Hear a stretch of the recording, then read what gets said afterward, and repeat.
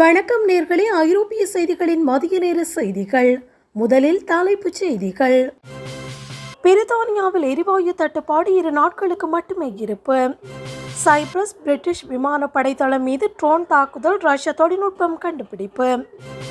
நார்வேயில் உள்ள அமெரிக்க தூதரகத்தில் குண்டுவெடிப்பு, பதற்றம் அதிகரிப்பு. நேட்டோ நாடுகளுக்கு ரஷ்யா அணுவாயுத எச்சரிக்கை. இஸ்ரேல் மீது அணுவாயுத தாக்குதல் நடத்தப் போவதாக ஈரான் பகிரங்க எச்சரிக்கை. பிரித்தானியாவில் கடன் வட்டி விகிதங்கள் கடும் உயர்வு, லிஸ்ட்ரஸ் காலத்துக்கு பிறகு அதிரடி மாற்றம். ஈரான் மோதலை உடனடியாக நிறுத்த புட்டின் அழைப்பு. உணவுப் பொருட்களை சேமித்து வையுங்கள், பிரித்தானியாவில் விடுக்கப்பட்ட எச்சரிக்கை. இனி விரிவான செய்திகள். மத்திய கிழக்கிலிருந்து வரும் எரிவாயு விநியோகம் தடைப்பட்டதால் பிரித்தானியாவில் கடும் எரிசக்தி தட்டுப்பாடு ஏற்பட்டுள்ளது. தற்போது நாட்டில் உள்ள எரிவாயு கையிருப்பு இன்னும் 2 நாட்களுக்கு மட்டுமே போதுமானதாக இருக்கும் என்று அறிவிக்கப்பட்டுள்ளது. சர்வதேச அரசியல் சூழல் மற்றும் விநியோக சங்கிலியில் ஏற்பட்டுள்ள பாதிப்புகளே இந்த இக்கட்டான நிலைக்கு காரணமாகும். இந்த தட்டுப்பாட்டினால் மின்சார கட்டணம் மற்றும் எரிபொருள் விலைகள் கணிசமாக உயரக்கூடும் என்று அஞ்சப்படுகிறது. நிலைமையினை கட்டுக்குள் கொண்டுவர மாற்று வழிகள் மற்றும் அவசர கால நடவடிக்கைகள் குறித்து அரசு ஆலோசித்து வருகிறது. பொதுமக்கள் எரிசக்தியினை சிக்கனமாக பயன்படுத்துமாறும் தேவையற்ற விதத்தில் பீதியடைய வேண்டாம் என்றும் கேட்டுக்கொள்ளப்பட்டுள்ளனர். சைப்ரஸ் பிரிட்டிஷ் விமானப்படை தளம் மீது ட்ரோன் தாக்குதல், ரஷ்ய தொழில்நுட்பம் கண்டுபிடிப்பு. சைப்ரஸில் உள்ள பிரித்தானியாவின் RFAF விமானப்படை தளத்தின் மீது சமீபத்தில் ஈரான் தயாரிப்பு ட்ரோன் மூலம் தாக்குதல் நடாத்தப்பட்டது. இந்த தாக்குதலில் பயன்படுத்தப்பட்ட ட்ரோனை ஆய்வு செய்ததில் அதில் ரஷ்ய நாட்டு தொழில்நுட்ப கருவிகள் இப்போது இருப்பது உறுதி செய்யப்பட்டுள்ளது.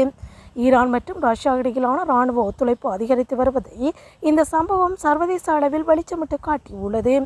மேற்கத்திய நாடுகளின் தடைகளை மீறி அதிநவீன மின்னணு பாகங்கள் எவ்வாறு இந்த நாடுகளுக்கு கிடைக்கின்றன என்பது குறித்து விசாரணைகள் தீவிரமடைந்துள்ளது. இந்த தாக்குதல் சம்பவத்தினை தொடர்ந்து மத்திய தரைக்கடல் பகுதியில் உள்ள பிரித்தானிய இராணுவ நிலைகளில் பாதுகாப்பு பலப்படுத்தப்பட்டுள்ளது. உலக நாடுகளிடையே நிலவும் பதற்றமான சூழலில் இந்த தொழில்நுட்ப பரிமாற்றம் நேட்டோ படைகளுக்கு எதிராக புதிய சவாலாக உருவெடுத்துள்ளது. நார்வேயில் உள்ள அமெரிக்க தூதரகத்தில் குண்டுவெடிப்பு, பதட்டம் அதிகரிப்பு. நோர்வே நாட்டின் தலைநகரான ஆஸ்லோவில் அமைந்துள்ள அமெரிக்க தூதரகத்தின் நுழைவாயிலில் இன்று காலை சக்தி வாய்ந்த குண்டுவெடிப்பு நிகழ்ந்துள்ளது. இந்த சம்பவத்தில் தூதரக கட்டடத்தின் ஒரு பகுதி சேதமடைந்த போதிலும் அதிர்ஷ்டவசமாக உயிரிழப்புகள் ஏதும் ஏற்படவில்லை என்று முதற்கட்ட தகவல்கள் தெரிவிக்கின்றன. குண்டுவெடிப்பை தொடர்ந்து தூதரகத்தை சுற்றியுள்ள பகுதிகள் உடனடியாக மூடப்பட்டு பலத்த பாதுகாப்பு வலயத்துக்குள் கொண்டு வரப்பட்டன. இந்த தாக்குதலுக்கு இதுவரை எந்த அமைப்பும் பொறுப்பேற்கவில்லை என்றாலும் இது ஒரு திட்டமிட்ட பயங்கரவாத செயலாக இருக்கலாம் என்று சந்தேகிக்கப்படுகிறது. நோர்வே நாட்டு பாதுகாப்பு படையினரும் அமெரிக்க புலனாய்வு அமைப்புகளும் இணைந்து சம்பவ இடத்தில் தீவிர விசாரணையினை தொடங்கியுள்ளனர். சர்வதேச அளவில் நிலவும் அரசியல் சூழலுக்கு மத்தியில் நிகழ்ந்துள்ள இந்த தாக்குதல் ஐரோப்பிய நாடுகளில் உள்ள தூதரகங்களின் பாதுகாப்பை குறித்த கவலையினை ஏற்படுத்தியுள்ளது. நேட்டோ நாடுகளுக்கு ரஷ்யா அணு ஆயுத எச்சரிக்கை. நேட்டோ அமைப்பில் உள்ள நாடுகளில் அமெரிக்காவின் அணு ஆயுதங்கள் நிலைநிறுத்தப்பட்டால் அதற்கு பதிலடியாக தானும் அணு ஆயுதங்களை பயன்படுத்த நேரிடும் என்று ரஷ்யா எச்சரித்துள்ளது. குறிப்பாக ரஷ்யாவின் எல்லைக்கு அருகே உள்ள நேட்டோ உறுப்பு நாடுகளில் இத்தகைய நடவடிக்கைகள் முன்னெடுக்கப்படுவது தங்களுக்கு நேரடி அச்சுறுத்தல் என்று கிரெம்ளின் தெரிவித்துள்ளது. மேற்கத்திய நாடுகளின் ஆக்கிரமிப்பு நடவடிக்கைகளுக்கு எதிராக தற்காப்பு நடவடிக்கைகளை எடுக்க தயங்கப் போவதில்லை என்று ரஷ்ய வெளியுறவு அமைச்சகம் வன்மையாக குறிப்பிட்டுள்ளது. உக்ரைன் போர் சூழலுக்கு மத்தியில் நேட்டோ நாடுகளின் விரிவாக்கம் மற்றும் ஆயுத குவிப்பு உலகளாவிய அணு ஆயுத போர் அபாயத்தை அதிகரிப்பதாக ரஷ்யா குற்றம் சாட்டுகிறது. ஐரோப்பாவில் நிலவும் பாதுகாப்பற்ற சூழலை கருத்தில் கொண்டு தகுந்த பதிலடி கொடுக்க இராணுவ ரீதியாக தயாராகி வருவதாக ரஷ்யா அறிவித்துள்ளது. இந்த அணு ஆயுத மிரட்டல் சர்வதேச அளவில் பெரும் பரபரப்பை ஏற்படுத்தியுள்ளதுடன் உலக நாடுகளிடையே போர் பதற்றத்தை மேலும் அதிகரித்துள்ளது. இஸ்ரேல் மீது அணு ஆயுத தாக்குதல் நடத்தப் போவதாக ஈரான் பகிரங்க எச்சரிக்கை. டெல் அவீவ் நகரம் ஏவுகணை தாக்குதலால் அழிந்து போவது போன்ற அதிர வைக்கும் புகைப்படத்தை வெளியிட்டு இஸ்ரேலுக்கு ஈரான் நேரடி மிரட்டல் விடுத்துள்ளது. இஸ்ரேல் தனது எல்லைகளை தாண்டினால் ஈரான் தனது அணு ஆயுத கொள்கையினை மாற்றியமைத்து தாக்குதல் நடத்த தயங்காது என்று ஈரான் உயர்மட்ட தலைவர்கள் எச்சரித்துள்ளனர். மத்திய கிழக்கில் நிலவும் போர் பதற்றத்தின் உச்சகட்டமாக ஈரானின் இந்த அணு ஆயுத மிரட்டல் சர்வதேச அரங்கில் பெரும் பரபரப்பை ஏற்படுத்தியுள்ளது. ஈரானின் ஏவுகணைகள் இஸ்ரேலின் எந்த பகுதியினையும் துல்லியமாக தாக்கும் வல்லமை கொண்டவை என்பதை நிரூபிக்கும் வகையில் இந்த பிரசார படங்கள் வெளியிடப்பட்டுள்ளன. இந்த அச்சுறுத்தலானது இரு நாடுகளுக்கும் இடையிலான மோதலை ஒரு முழு அளவிலான அணு ஆயுத போராக மாற்றக்கூடும் என்று பாதுகாப்பு நிபுணர்கள் கவலை தெரிவித்துள்ளனர். ஈரானின் இந்த நடவடிக்கைக்கு பதிலடியாக இஸ்ரேல் மற்றும் அதன் நட்பு நாடுகள் தங்கள் தற்காப்பு மற்றும் தாக்குதல் வியூகங்களை தீவிரப்படுத்தியுள்ளன. பிரித்தானியாவில் கடன் வட்டி விகிதங்கள் கடும் உயர்வு, லிஸ்டஸ் காலத்துக்கு பிறகு அதிரடி மாற்றம். பிரித்தானியாவில் அரசாங்கத்தின் கடன் வாங்கும் செலவுகள் முன்னாள் பிரதமர் லிஸ்டஸின் மினி பட்ஜெட் காலத்துக்கு பிறகு தற்போது மிக வேகமான விகிதத்தில் உயர்ந்துள்ளது. நாட்டின் கடன் சந்தையில் ஏற்பட்டுள்ள இந்த திடீர் மாற்றம் பிரித்தானிய அரசாங்க பத்திரங்களின் வட்டி வருவாயினை பெருமளவு உயர்த்தியுள்ளது. மத்திய கிழக்கில் நிலவும் போர் பதற்றம் மற்றும் சர்வதேச சந்தையில் ஏற்பட்டுள்ள நிச்சயமற்ற தன்மையே இந்த திடீர் உயர்வுக்கு முக்கிய காரணமாக கருதப்படுகிறது. இந்த வட்டி உயர்வால் சாதாரண மக்களின் வீட்டு வசதி கடன்கள் மற்றும் ஏனைய தனியார் கடன்களுக்கான வட்டி விகிதங்கள் மேலும் அதிகரிக்கக்கூடும் என்று அஞ்சப்படுகிறது.